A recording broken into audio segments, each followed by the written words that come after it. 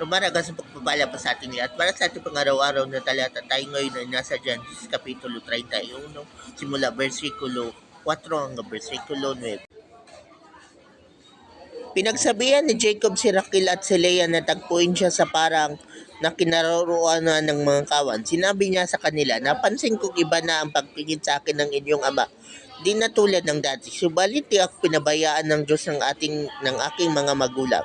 Alam niyong ginugol ko ang aking buong lakas sa paglilingkod sa inyong ama. Sa kabila nung dinadaya pa rin niya ako, 10 beses niya nang binabago niya ang upa sa akin, ngunit hindi ipinahintulot ng Diyos na ako'y maapi. Kapag sinabi na laban ng iupa sa akin ay yaong may tagpi o kaya itim, ang buong kawan ay nanganganak ng gayon. Ang Diyos ang may kaloob na mapasa akin ang kawan ng inyong ama.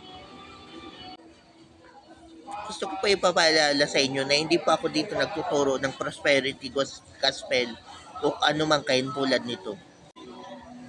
Ang makikita natin dito, si Jacob, hindi siya umasa sa sugal, hindi siya umasa sa pandaraya o kung anumang katulad na yun.